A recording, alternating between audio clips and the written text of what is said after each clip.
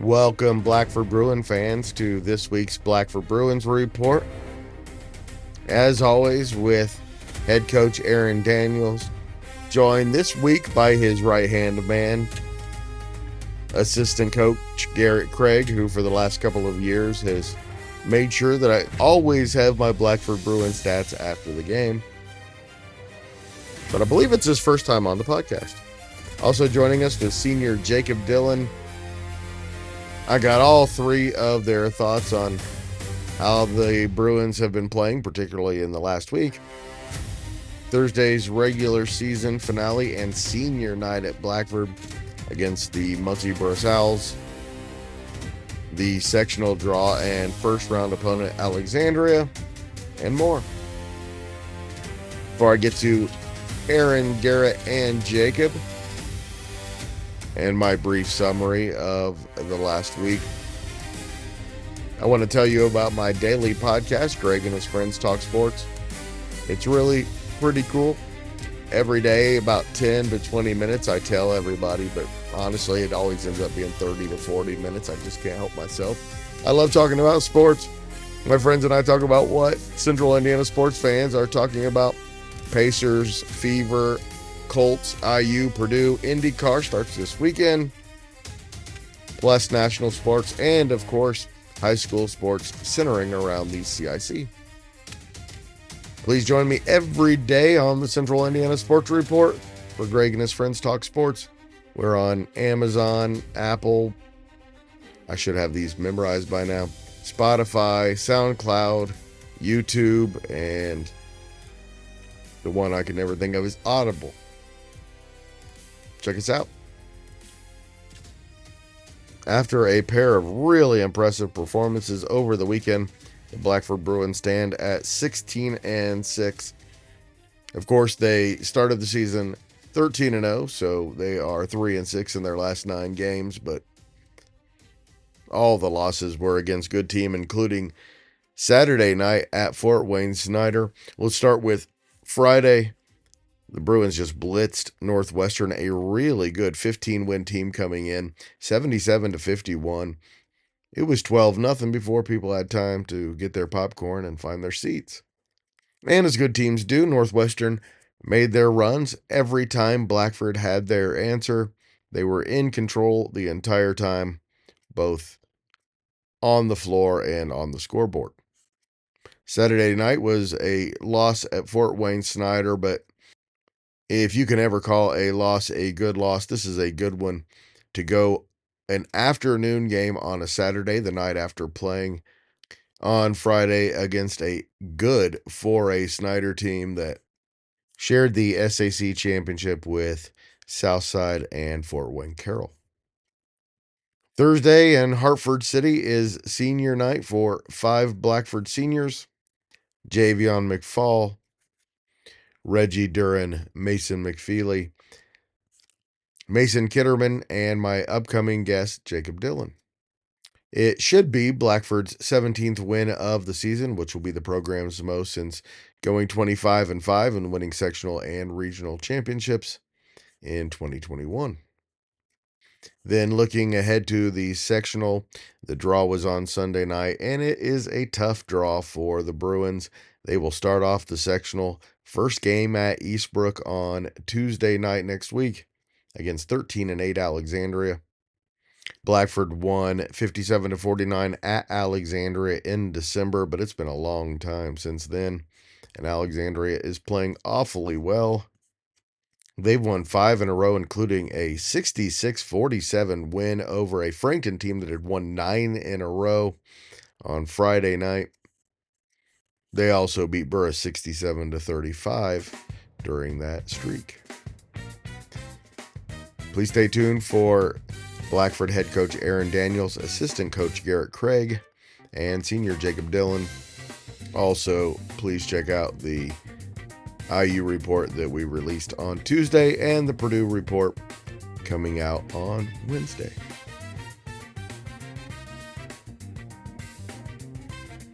Welcome back, Blackford Bruin fans, to the Central Indiana Sports Report for this week's Blackford Bruins Report. And as usual, I have with me head coach Aaron Daniels, and we are joined Assistant Coach Garrett Krieg and Senior Jacob Dillon here to talk about the last week, probably the best week of the year so far for the Bruins.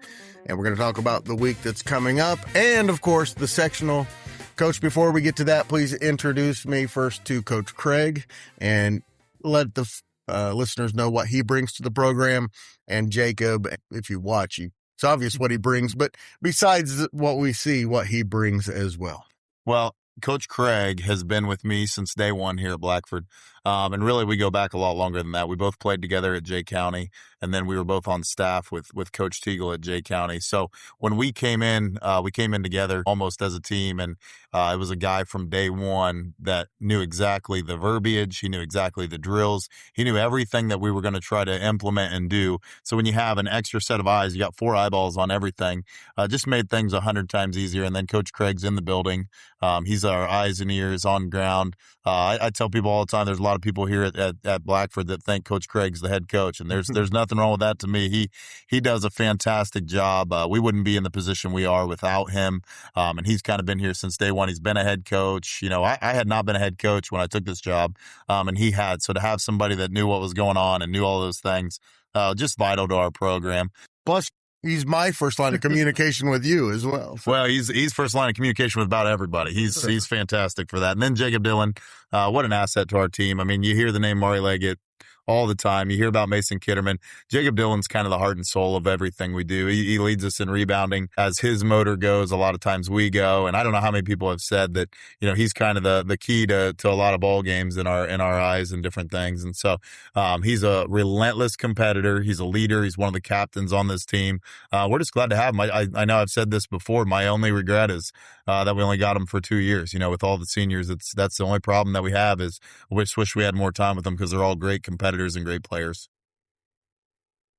So, Coach, last week you play a Northwestern team that came in on a roll and jumped on top of them every time they made a move at you. You guys had an answer, and then you go to Fort Wayne on Saturday and you come up with a loss at Fort Wayne Snyder, but that's not the story, right?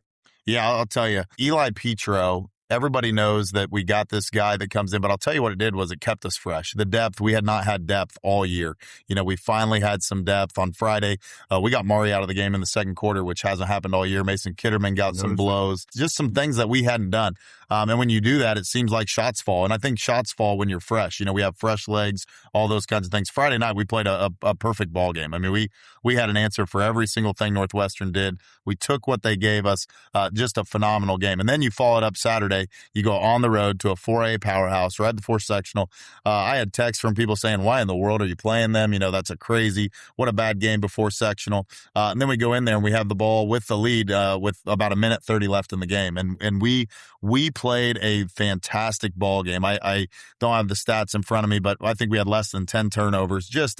We took care of the ball. We played well. And I told the kids, if you play like that, we can beat anybody in the state in 2A because that's a 4A team that can compete. And we just played a fantastic ball game. We always talk about you want to be playing your best basketball before the sectional and all these things. And yes, we've lost 5 out of 8, but that doesn't going to tell the story of how we rebounded this weekend and how truly we are. We put together the 2 best games of the year for us.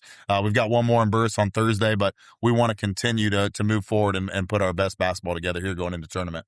And that was going to be my last question before I get to the others. How important is Thursday now that you're on this roll?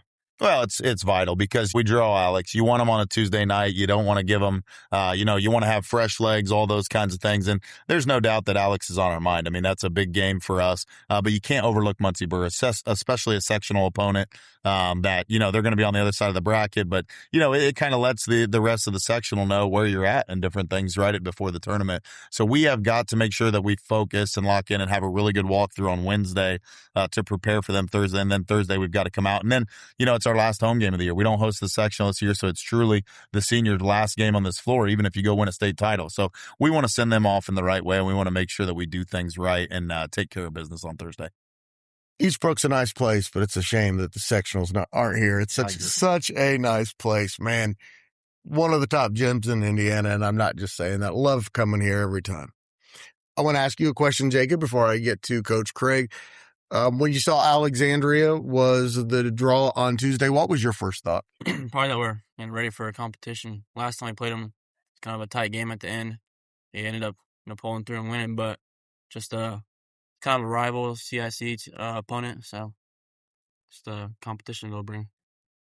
Really tough draw. I'm no doubt about it. You could argue the two other best teams in the sectional on your side. That being said, you've beaten both of them. So how do you approach the sectional? Do you think of yourselves as the favorite, or do you it's been a while. So how are you guys approaching that? I think we just come out with the same look we went into both those games. We have to, if we play our best basketball, we'll be fine. And if we come out lazy or, lousy, we're not gonna do good. So we gotta be have energy and kind of work together. All right, Garrett. Of course, you and I have been talking for a while. First time, I believe, on the podcast, but I've talked to Coach Daniels a lot about this. What do you feel like the personality of this team? How would you describe this team, not as a basketball team, but as a group of guys? And the group of kids that we have are just incredible kids to be around. Like, you can walk into practice, and every single time you walk into practice, you got all 18 kids that we have, varsity through JV that, are talking to you, they're asking how you are today. It's kind of like a little more like free flowing. Like, the kids are real easy to get along with. They're easy to talk to, which makes us have a good relationship, but then also makes them very coachable as well. So they do a really good job of coming in and listening to us, and then also caring about us as humans as well. So it kind of brings us all together as like a tight-knit like family. Is it hard as a Jay County graduate to put on black and red every day?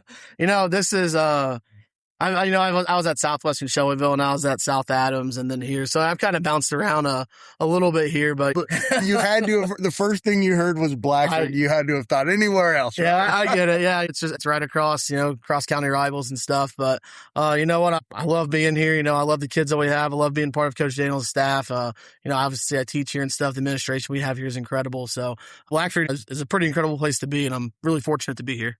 Yeah, really great place. And Jay County, Blackford's, it's a friendly rivalry, right? I would say so. Jacob?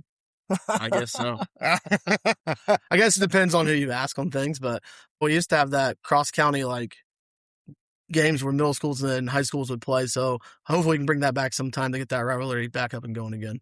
You guys, this is kind of a cool thing that you get to come from Jay County to Blackford and kind of make your own mark over here. It is, and I'll tell you, just something I heard today on the radio. I was driving over, and they had the senior night at Jay County Saturday night, and one of the kids' favorite memory was beating Blackford and this year. Nice. So there is still that rivalry there, and it was a packed house when we played them and things. And that was probably one of the best games to get us ready for sectional. So I think it carries over. I mean, there's not a lot of rivalries in county because we're the only schools in the county. So we kind of, have each other for that kind of thing. And then with Coach and I both coaching there and things.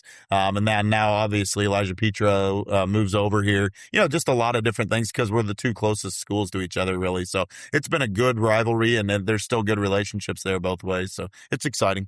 Plus, both teams are good this year. Absolutely. And that makes all the difference in the world. I mean, between us, I think we have 9 losses between the two programs this year. Both sectional, we could be favorites in the sectional. Both got the second best team or first best team, depending on how you look at it. So it's very similar. So I asked him about the sectional draw. Coach, your thoughts on going Alexandria, Eastbrook, and then whatever happens on the other side? Yeah, there's a statistic out there, and I don't know exactly what it is, but I know the teams that receive the bye are like 30% chance to win the next game. And I think some of that has to do with things, but I wanted to get out and play. And I'll tell you, I told everybody before the draw, the one thing I didn't want Alexandria on Saturday. I wanted fresh legs. I wanted to be able to prepare for them. I think we do a really good job as a staff preparing.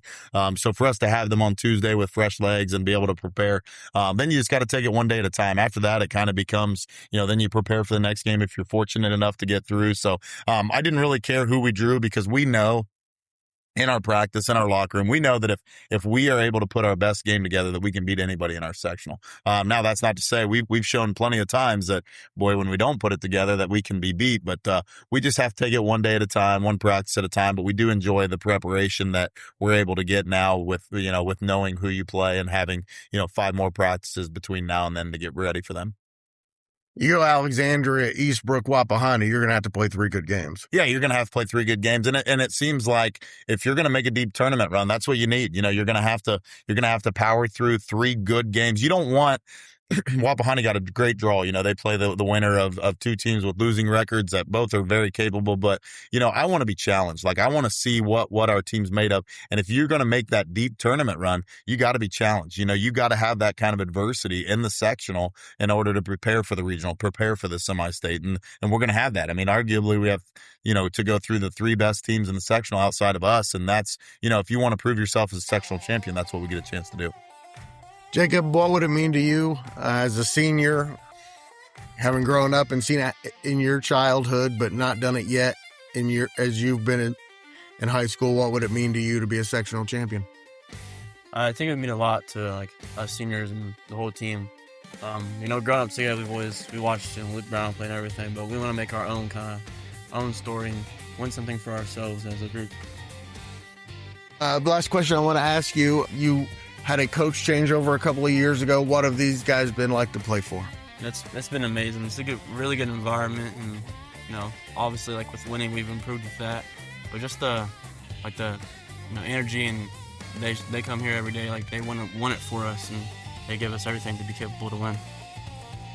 Jacob, Garrett, Coach Daniels, thank you so much for your time, and appreciate it as always. And we will talk to you on Thursday. Looking forward to it. Thank you. Thank you. Thank you so much to Coach Daniels, Coach Krieg, and to Jacob Dillon, and to the entire Blackford Bruins family for making us feel so welcome. Thank you so much for listening. Please do us a huge favor and share this podcast with a Blackford Bruins fan in your life and help spread the word that the Central Indiana Sports Report is talking about what Central Indiana sports fans are talking about every single day. Also, Greg and his friends talk sports. This podcast is ending, so go check out that one. Or the IU report, the Purdue report. We have a Pacers report, Fever report, IndyCar. We're doing our season preview on Thursday. So much going on. It would be really cool if you joined us for all of it. We're really building something here. Got some cool new things coming too. Also, I love this music.